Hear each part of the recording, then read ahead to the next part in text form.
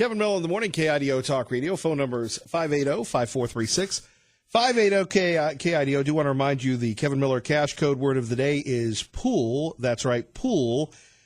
In the 8 o'clock hour, listen at 6 and 8 and 3 p.m. during the Sean Hannity Show for your chance to win up to $5,000. That's right, up to $5,000. Details on KIDOTalkRadio.com. Joining us now, the author of Deep State Target, George Papadopoulos. Mr. Papadopoulos, thank you for joining us, sir.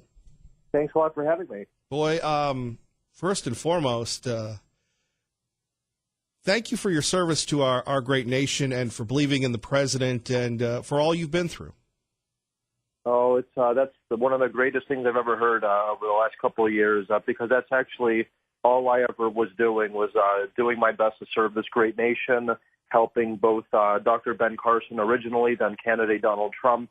And, that's something I never stopped believing in doing myself, and I'm glad the president's doing the great job that I envisioned him doing when I worked for him. Well, did you ever think of yourself as that subject of that Talking Head song, Once in a Lifetime, and you're going, this is not my beautiful life, this is not my this, and, then you ask yourself, well, how did I get here? Oh, I've been asking myself that a long time, and that's exactly why I had to write this book, Deep State Target, in order to finally speak using my own words and tell America what really happened during the 2016 election and this unfortunate travesty known as the Bob Mueller investigation over the last 2 years that's entirely consumed our nation. Now, you have risen to a high level, the highest levels one can achieve, Mr. Papadopoulos. Let me ask you, what was it like to work on the Trump campaign with Dr. Carson originally, and that moment when you and then candidate Trump beat the odds and he was elected president? It was a tremendous achievement, and many of your listeners might believe me, some might not, but I had a feeling in the summer of 2015 when I was a relatively younger analyst working in Washington D.C. that when Donald Trump came down those escalators in New York at Trump Tower and he declared that he would be running for president, I knew he was going to win. At that point, I saw a candidate who had a concise and clear message to America. He was talking about things that really affected our everyday lives. And you know what those things were, as you probably remember yourself: trade, immigration, and security. Trade, immigration, and security. And he kept repeating those three mantras. And you know what? Americans needed change in those arenas. And because those are the aspects of the country that, people like President Obama and even President Bush to some extent were forgetting. Then we started to have other candidates like Marco Rubio and Jeb Bush who were talking about America in very idealistic terms in 2015 and early 2016, like America is this shining city on a hill. Now, that's great when the economy is booming, when ISIS isn't, cutting heads off of people, when immigration, unchecked immigration isn't rampant in this country and affecting jobs and the security of Americans. So when I joined eventually the Ben Carson campaign, I joined him because I saw he had a truly inspiring story. I saw an American citizen who defied the odds as an African-American man living in Detroit in the 70s with an illiterate mother in poverty, who rose himself up through his own bootstraps by his belief in God and believing in education. And he became one of the most successful surgeons in the entire world.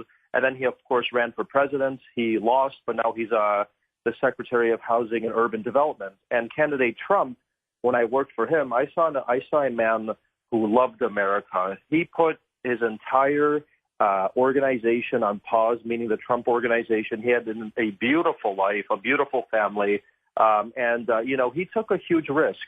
As we remember, many in the media up until this day hated him because of his very blunt remarks about what the situation in America was at the time.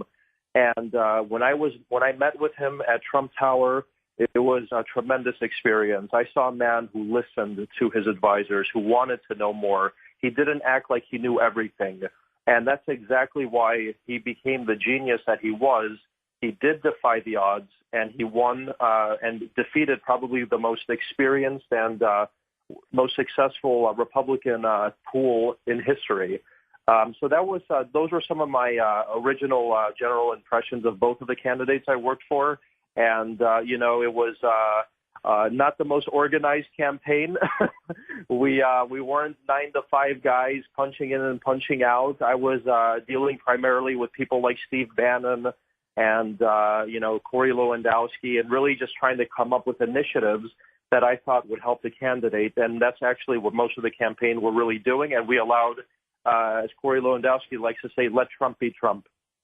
Deep State Target, George Papadopoulos joining us, Kevin Miller in the morning, KIDO Talk Radio. We have so much to get to, and including your story here for the folks in Idaho. But I've known Mr. Lewandowski personally for years. We have all known of Steve Bannon. So you seem like the calm one in that trio where you have the emotions of the campaign going on. You've got Steve Bannon, Corey, and others. Can you take us there on what it was like, as they say, to be in the moment when you're determining debate prep strategy against Hillary Clinton, when the media is attacking candidate Trump? You'll be telling your kids and your grandkids these stories for years, plus the folks that read Deep State Target. But what was that like when everybody doubted candidate Trump, maybe when it was Access Hollywood, maybe when Hillary had a good debate thing? What was that like to be in that moment? There were moments where I think a lot of people in the campaign itself were scared. And I think you made a good point regarding that Access Hollywood tape, which, of course, was a pre-planned attack on candidate Trump. And, what we were dealing with was the underhand. We had a candidate, Hillary Clinton, who was one of the most, let's say, well-connected candidates in Washington, D.C. history. All of her advisors knew the world, they knew the D.C. insiders, and they knew the media. So what candidate Trump had and what we knew we had was our ace up our sleeve was the American people. And as long as we spoke directly to the American people and the strategy was to focus on them and continue the same frame of America first, that's how we knew we were going to defeat the Hillary Clinton machine that actually was more interested in pleasing some of the Hollywood elites who were so out of touch, and the liberals in the media, and even foreign governments. That was something that, I think Americans saw through Hillary Clinton. They saw that she wasn't actually that interested in being the president of the United States, but the president of the world. And Americans were tired of that. By 2016, as I stated, because of all the various issues that we were enduring as a nation that were negatively affecting our country. So when we were discussing how are we going to keep the president, the candidate on message, it was really simple. Let Donald Trump be Donald Trump. Let him talk directly to the American people. And I, as a foreign policy advisor, what I was doing for him was I was helping arrange meetings with foreign leaders to help him basically look like a statesman that I knew he would be. I introduced him to the president of Egypt in September and allow him to show the world that, yes, while he can definitely talk to Americans and it's all about America first, he could also deal with leaders on a global stage. And I think that was a very successful strategy that we implemented. Deep State Target, George Papadopoulos joining us, Kevin Miller in the morning, KIDO Talk Radio. What was it like for you on election night? Oh, my God. I was in New York, and we had a party there at the Hilton. It was just an incredible moment. I don't think that a lot of us, even though, of course, we wanted him to win and we were predicting him to win, when he won, it was a moment that, what the first initial thought I had was, we need to hit the ground running now. How are we going to assemble this team that I was a part of? Who's going to be doing the assembling? And does Donald Trump have the right resources at hand currently to basically fill his administration? So that's really the honest-to-God truth. As somebody who spent 11 months working on the campaign, I was more concerned at that point where how are we going to have a well-functioning, well-oiled machine in government now that Donald Trump is officially the president-elect. And that's really what was going on. After that event, I was on the transition working with Steve Bannon and Mike Flynn, where I was traveling in Europe and basically helping the transition team understand a couple of the major security issues that were going on there. And I understood that Steve Bannon and Mike Flynn ended up obviously becoming the White House chief strategist and national security advisor. And I was supposed to work with Mike Flynn. That was the original goal. But then, of course, he and I both were basically entrapped by the Comey FBI within 48 hours of one another. So, well, Mr. Papadopoulos, hang on, because now we're going to talk about you and your subject of being the deep state target. Can you hang on for a minute, sir? yes. Okay. We urge folks to get this book, Deep State Target. George Papadopoulos joining us on how he became a target of Comey, of Mueller, and how he was vindicated.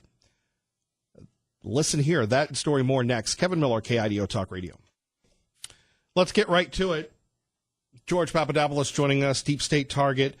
If you're just tuning in, you guys have won the election. You're working with Mike Flynn. And how in the world did Comey and the FBI start targeting you, sir? Oh, that's a very interesting question that you ask. And you have to, if we're looking back at my situation in early 2017, at that point, I had absolutely no idea that I was under some sort of illicit investigation, and neither did Michael Flynn, I assume. So when the FBI came to my home in 2017, I thought that I would be helping them solve a question or some sort of national security issue that they might have had. So as a good American, just like every person listening to your show is, the first thing you do when the FBI comes to your house, if you believe you have nothing to hide and if you're not affecting your country in a negative manner, you go and talk to them. And that's exactly what happened. They basically told me, we have some questions for you that we really need your assistance with. We understand that you're going to be possibly joining the Trump administration, and it'd be very helpful for you to answer them. And I said, of course, let's go, guys. And I go down there, and all of a sudden, they're asking me about questions as various as Russian hacking, Russian interference, who on the campaign knew what and what. And I told them, gentlemen, I have no information for you regarding this, and I have no idea if anybody on the campaign was involved because we weren't really dealing with Russia at all. So I knew something was strange and suspicious from the beginning. And then it goes actually to my entire story and actually the entire saga revolving around what now has been revealed to be a Russia hoax. And that is this man who one day in London told me over lunch, unsolicited, that the Russians possess Hillary Clinton's emails. Now, this man was, and I tell the FBI, this man, he was a guy from Malta, not Russia. He tells me this information, and you should go look into him. So I tell the FBI this as I'm trying to help my country. The FBI wasn't shocked at all after I presented this information, as you saw in my book.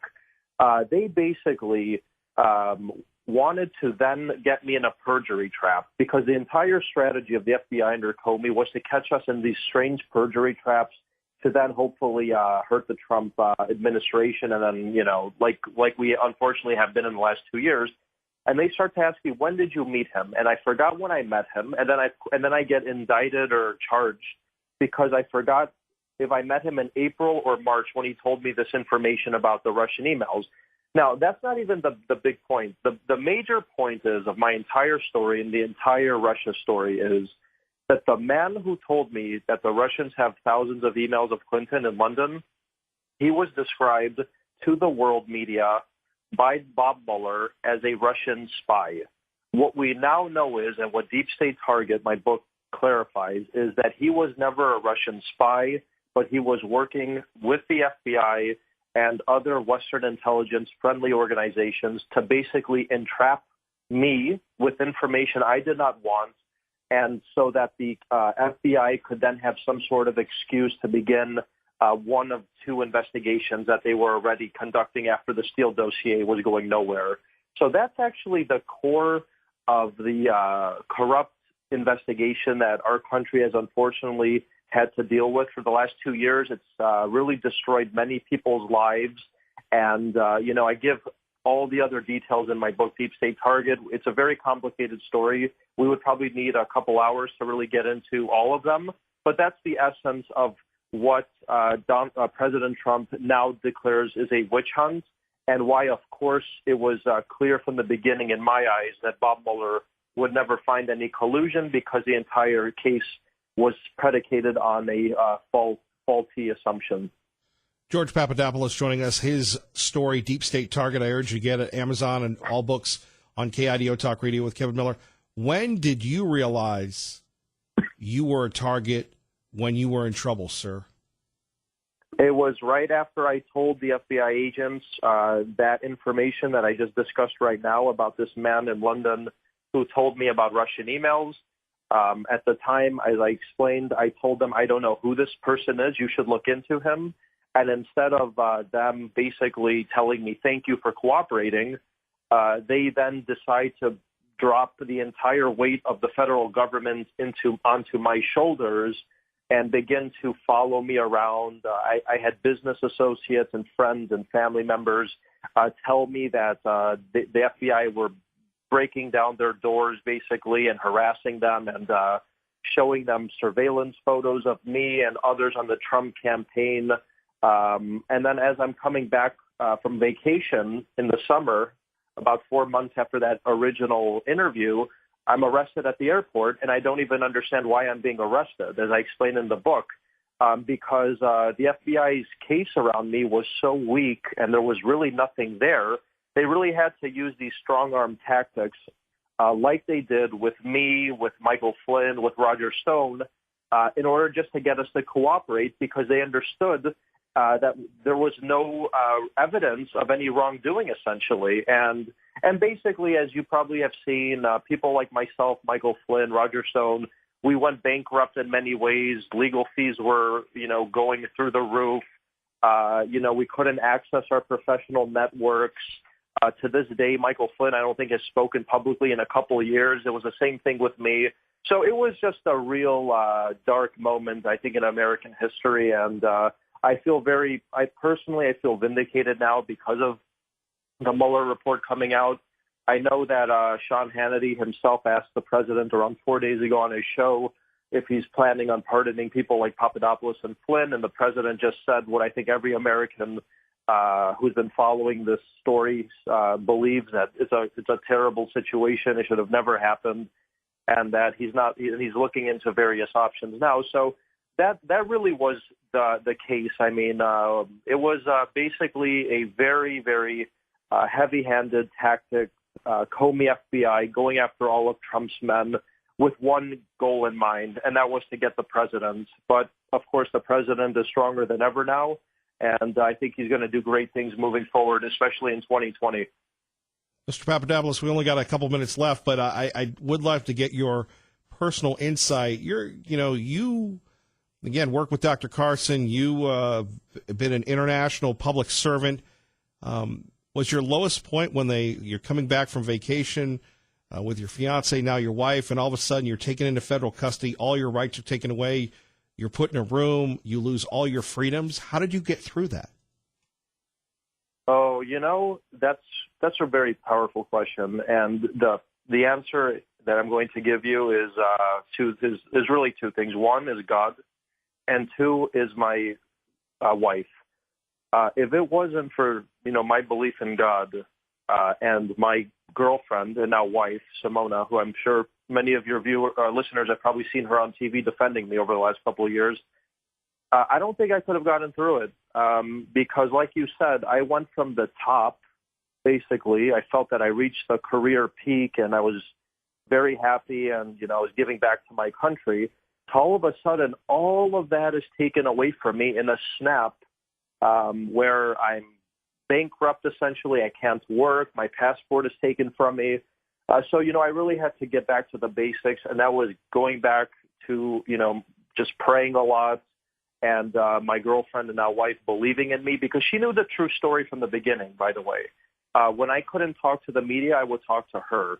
And she said that your story never made sense to me. I can't believe how this happened to you because it seemed like you were completely set up. And, she would fight for me on TV. We would, strategize of how we could get the message across to America when I couldn't talk. And fortunately, one of the good things that came out of this is that I got married in this entire situation, and we're having a beautiful life now. We're moving forward with our lives, and we're just getting the message out to Americans now. She's going public herself. She's been talking a bit, and I would just say, she was a real lifesaver. So, I guess sometimes the best thing to do is be a little patient if your significant other is going through a hardship, because there's always light at the end of the tunnel. Well, you talk about true love there, Mr. Papadopoulos. So, final question: at the height of it, when before everybody's speculating you're going to flip this, that, and the other, you go on with George Stephanopoulos. Of course, in my opinion, he's probably like the FBI trying to get you to say something inappropriate. You were professional. You were above board, considering the circumstances, more than anybody else that I could think of. What was that like? Because, again, you're an analyst, you're an advisor, you meet with these highfalutin folks. Did you ever think that you'd be answering for yourself, federal charges looming over you, and you're on the set with George Stephanopoulos trying to grill you about President Trump? Well, that same George Stephanopoulos didn't want to invite me to talk about my new book. He just wanted to stay on the old talking points, which, as you saw probably in that 20-minute interview I had with him where he was grilling me and he was trying to basically tell me what to say, I stood my ground. And my ground is the same thing that, I explained to the FBI and to the world, that we had nothing to do with Russia. We tried to meet with Putin just for a photo op. That didn't go anywhere. And that there was nothing illegal about that, even if we did try and do that. And he didn't let me get into the other details, which I have spoken with you about and what my book Deep State Target is all about, because it didn't fit the narrative that was basically fed to America for 2 years. And that was a false narrative that characterized the president and his team as basically Russian spies. But we all know now that the truth is out there. Actually, the toughest president against Russia in my lifetime has been Donald Trump. Obama was the weakest one. So it's just a really funny situation to see how, they characterized us this way. And then now these people like George Stephanopoulos and others who were inviting us to basically, hammer out their own talking points. When the truth is out there, they don't want to have us back on their shows. So I'm very, very happy that I'm having a chance to talk to you and your audience, because you seem to be a truth-seeking American, and that's the kind of crowds that I want to be talking to now. Well, we urge folks to get your book, Deep State Target. Mr. Papadopoulos, thank you. God bless, sir. Thank you very much, sir. I really appreciate it. There we have it. George Papadopoulos joining us exclusively here on KIDO Talk Radio, 107.5 FM, 580 AM. Kevin Miller in the morning. You have seen him on Fox News, heard him on the Sean Hannity Show, the Lars Larson Show, the Glenn Beck Show. Now he joins us, Victor Davis Hanson, The Case for Trump. Dr. Hanson, thank you for joining us. Thank you for having me. Boy, you take a look at the Trump presidency, which you do in The Case for Trump. Newsmax calls this the first sane book on the Trump presidency. You have documented history culturally in this country for many, many years. Is the Trump presidency a reaction, a conservative reaction to the counterculture revolution that we've seen for years? Yeah, I think it is. It's a mixture of the old Reagan Democrats, the silent majority, Tea Party, Perot voters. And it came about, I think, with the hard left turn of the Obama administration. And apparently I don't know what we would call it, the Marcus of Queensberry reaction from the Republican establishment in Washington, that voters felt, for whatever reason, didn't really confront the Obama agenda and aggressively push back on it, that they, meaning candidates like John McCain or Mitt Romney, it almost seemed to many that they would rather lose nobly than win ugly. And people were tired of that. They felt that the country had reached a point where if they didn't push back against illegal immigration and liberal justices and sort of these optional military engagements in which we weren't translating tactical victory into strategic advantage, or we were not addressing the asymmetry of globalization, especially how it had hollowed out the interior, then we wouldn't have a country as we once knew it. So that it was a pushback against both the Obama administration, but also the methods of the Republican establishment. One of my favorite questions, sir, how bad was Obama for America? Well, I don't see. I feel that he was very bad because I think that because he was the first African American candidate, and he was pretty charismatic, well educated, that everybody wanted him to succeed, which was a noble sentiment. But we weren't critical of what he was actually doing. He turned out to be very, very divisive. I mean, whether in the campaign he said, "Think typical white person, get in their faces, bring a gun to a knife fight." That didn't stop when he was president. You know, he remarked on the Trayvon Martin case. He remarked on Ferguson. He said, "Punish our enemies," and he pushed that narrative and took the Democratic Party far to the left. The second thing that people don't understand, he said he had no scandals. It was one of the most corrupt administrations in recent memory, or if not in the 21st century for sure, but maybe the 20th as well. By that I mean, I'm not just giving talking points, but he really did weaponize the IRS. We hadn't seen that. Nixon wasn't able to do that, so that they went after political appointments. He had scandals with the GSA, the Secret Service, Homeland Security, the Veterans Administration. And then in the last year of his governance, he more or less allowed the FBI, the CIA, the Director of National Intelligence, the Justice Department, the National Security Council to go after a presidential campaign of the opposite party, insert informants in it, dilute a FISA court into allowing that Obama administration to spy on citizens without apprising them of the nature of the evidence to do so, i.e. they didn't tell the court and the justices in the court that their information was paid for by Hillary Clinton. And they unmasked, in the case of Samantha Power, 260 names of people who were surveilled. Some of them were leaked to the press. And then in addition to that, I think we're going to learn that the investigation of Hillary Clinton's emails was thwarted from the beginning, and James Comey was not an independent operator as he said he was. And we had all sorts of other shenanigans. Bill Clinton meeting with the Attorney General on a tarmac.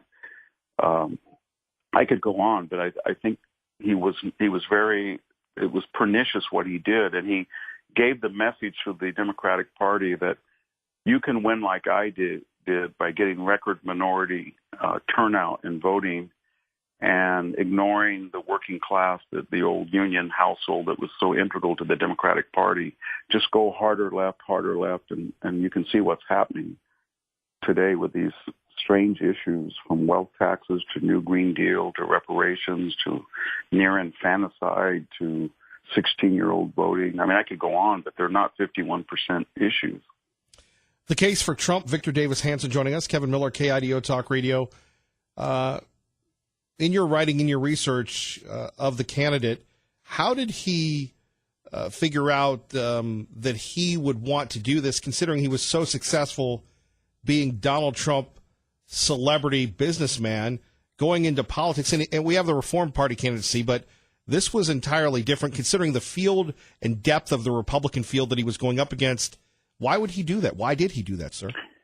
I think he has a cunning, an innate cunning, and he understood two things. That first, in the Republican Party, there were 4 or 5 issues, in addition to the ones that he supported, that were just like the rest of them, from lower taxes to conservative judges, more energy, all that. But he saw that if you pushed rebuilding the industrial heartland, and if you challenged China, and if you were not so enthusiastic about optional military engagements, if you wanted to close the border, those issues were not really paramount among George Bush or Marco Rubio to the same extent that they could be. And more importantly, those issues would flip states like Pennsylvania, Michigan, Ohio, Wisconsin, Iowa, that the other candidates had either thought would go to Obama, had gone to Obama, and they would go to Hillary. And the second thing he understood was they all thought Hillary was a formidable candidate, and he understood she wasn't. She was a poor campaigner. She had collapsed in the 2008 race against Obama. She was shrill. Her team was considered a dream team, the campaign staff, but they weren't.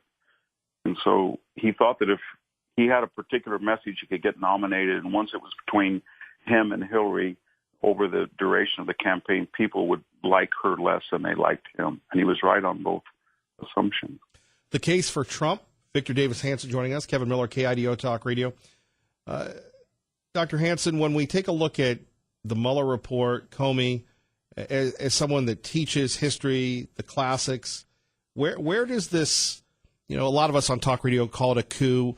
You're a historian. How would you define the Mueller report, Comey, Strzok, Page, the plot to get him, or am I being engaging in hyperbole? I don't think you are, because you see they're part of a pattern. As soon as the election was over, they sued, they being progressives, to overturn the election on the basis of supposedly fraudulent voting machines. That didn't work. And then they introduced an effort to warp the Electoral College. We had ads on TV. Electors don't follow your constitutional duties and vote in a different way than your state. Then they went after impeachment. 60 House members voted to impeach him before he even got into office. And then we remember the emoluments clause, that he was profiting, even though his empire lost $1 billion, we were told. And then it was the 25th Amendment. He even got psychiatrists from Yale to testify that he was crazy. And then we had Rod Rosenstein and McCabe I don't know what they were doing, but there was some type of effort to remove him under the 25th Amendment by polling the cabinet offices. And then remember the New York Times op-ed where a Trump officer or administrator or some type of official within the Trump administration boasted that the resistance was alive and thwarting Trump's efforts. Then we had the Mueller investigation. Then when that failed, it was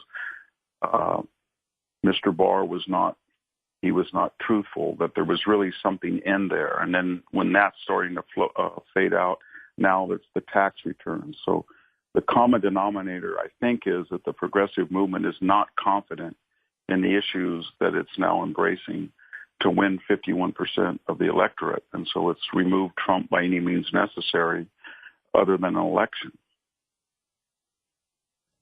Have we ever seen anything like this in American history where we have, for lack of a better term, the deep state, former Obama operatives, the FBI, the IRS being used against the lawfully elected president?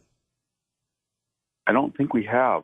I know that we don't know intimately as well the Jackson presidency, but we do know that Andrew Jackson was the first non-Tidewater, non-New England, non-aristocratic president, and he won one popular election and lost it, not through the Electoral College as we understand it, but by kind of a shady deal. And then when he was president, he was at war the entire time with the aristocracy, but not like this, where you have the modern FBI, the CIA, the intelligence services, the NSC, the State Department seeding and spreading around the dossier, and then the use of foreign nationals and the height of hypocrisy that Trump was accused of consulting with Russians to work the election when there was no evidence that he did so. But there was a lot of evidence that Hillary Clinton hired a foreign national, Christopher Steele, who then in turn enlisted other foreign nationals like the Australian former foreign minister, Russian sources, to create a completely unverified and not factual dossier, and then use the deep state, if I could use that term, the State Department, the NSC, to spread that dossier before the election and leaked it to the press. And there were stories coming out in October that Trump was a patsy of the Russians. And then when that didn't work, they used it to subvert the transition. And then when that didn't work, they used it, I think, as a preemptive defense about the things they had done. And their wildest nightmare, they never thought Trump would be president. And then when he was president, they thought, oh, my God, he has the power now to investigate us, so we better double down. And they did. Dr. Hanson, the case for Trump, we appreciate you. It's been a while since we've had you on. Thank you, sir. Thank you for having me. We appreciate that. Victor Davis Hanson exclusively with us here on KIDO Talk Radio. We go to the publisher of the Gem State Patriot, Tea Party Bob, I suppose you would be our Victor Davis Hanson. Well, I certainly don't know how to follow those last two interviews you had, and thank you for a really great interview with Papadopoulos and even with Hanson. Kind of shows you what a runaway government that's all powerful can do to an individual and what they've done here with Trump. Question for you. So we have Be Kind by Mayor Beater. Now we have The Right Thing. Do the right thing? Why do we really need someone to tell us to do these things? Shouldn't they come naturally, especially if you're a Christian? I hear that you need a lot of guidance as far as to be right and be kind. You know, I was listening to your call this morning talking about taxes going from $5,000 to $8,000 on his home. Remind me of living in New Jersey when my taxes on my last house in '93, when we moved to Idaho, were $3,600, and now they're over $15,000. You know, if we don't rein in spending our elected officials here, we're going to find ourselves in the same situation, much higher taxes and very little in the way of services. You know, you're always talking about the libs moving to Idaho, and it's okay with you. I'd like to share a couple of comments that were posted on a Gem State Facebook page yesterday about my comments on your show. This one was from a transplant from California, your favorite state. And it says, I'm a constitutional conservative. I freely admit moving to the Treasure Valley to escape the communists in California. My family is quickly becoming acclimated to the beauty of the area, the wonderful people, and a conservative ideal. We are quickly educating ourselves on our newfound home. Make sure to evaluate Californians before judgment because a lot are conservative, escaping hell. That said, I fully intend to do all I can to prevent the destruction of this state by liberals who destroy everything they touch. And there was one more. I grew up in Western Oregon, watched the leftists ruin the state. I was only somewhat politically aware and not very involved in what was happening. I was just a poor working class guy trying to carve out a living and start a family back then, but not anymore. I brought our family to the Treasure Valley 11 years ago to be near my wife's family and a relief from the ridiculous cost of living in Oregon. Right. Now we're back in a similar situation because the Californians are coming here. You know, this goes on and on and on, Kevin. He says, I'm politically aware and politically active and working to raise a family and intend to do all I can to keep this place from being liberalized. I have to say that, you know, a lot of the people who are moving in are really quite conservative. Well, and we'll from see. what I'm seeing. We'll see about that. Well, look, as you can see, we have some real fighters in Idaho. Sure. That makes me feel good. Well, and I think you'll have more people listening to your station as they continue to come in. I mean, look at how your voice has expanded already in the last year and a half, 2 years. kind of like my waistline. I've got to go, but thank you, sir. Have a good day, my friend. Thank you. You're listening to Kevin Miller, KIDO Talk Radio. And I'm Kevin Miller, KIDO Talk Radio. Let's take a look at some of the big stories you'll be talking about all day long. One notably, Target raising the minimum wage from $12 an hour to $13. Target seeming to have a good time with that. Also, Stacey Abrams, you remember her. She was the Democrat female African-American candidate in the state of Georgia. She still hasn't conceded that she lost to the rightfully elected Republican governor. Remember, she was the one that had Oprah, Oprah, Oprah. And I'm going, ooh, Oprah. That's going to be tough to beat. Big money, outspending the Republican. She lost. Rahm Emanuel would say this. He's a Democrat. He's a lib. He worked for Obama. He worked for Clinton. She's a loser. She's a loser. Okay? She's a loser. Well, now she's wondering whether or not she should run for president. Now, again, here in the Treasure Valley, and I'm so blessed that you guys teach me the ways of saying things without being overtly offensive. But you take a look at the Democratic Party, you've got Beto, Botto, Bippo, whatever his name is. First of all, now he's in favor of reparations. You've got Julian Castro in favor of decriminalizing people coming into the country illegally. So there'd be no such thing as an illegal immigrant. Everybody would free, a great welfare state. Welcome to being bankrupt. And then you have Stacey Abrams, who I believe she was a state senator, a state representative in Georgia, a loser. Look, I've lost many times in life, so like anything else in identity politics, I'm a loser, so I can say she's a loser. Beto, Beto, Bato, Bippo. Bippo is a loser. What have they ever won? What are their qualifications? Absolutely nothing, except they're an aggrieved party. Bippo, Beppo, Beto, Beto, he was supposed to beat Ted Cruz, outspent him, and hey, look at my wavy hair, everybody, and my wife raised the kids, but I have to apologize for that. I have to apologize for being a male. He lost. Now you have her considering what would be her platform. Finally, I'm sure Sean Hannity will be talking about this. He mentioned it yesterday, and Lars Larson. House Democrats, speaking of losers, they're bummed out because the Mueller report is nothing. Now the big thing is Bob Mueller's hiding something. Bill Barr's hiding something. My goodness gracious, can we just admit that you lose? What is the lesson that you teach kids that you were taught as a kid? Sometimes you don't win them all. Sometimes you lose, whether you're a Democrat or Bobby Axelrod. And so now we have the House Democrats demanding Donald Trump's tax returns. This is why good people hang out and go to McCall for the weekend or the Oregon Coast or to Salt Lake instead of getting actively involved in their communities because of the devious little libs and their smear jobs. Well, may God bless you and your family. Sure appreciate listening. Thank you to Ray Maya, George Papadopoulos, Victor Davis Hanson, and you. God bless and keep the faith.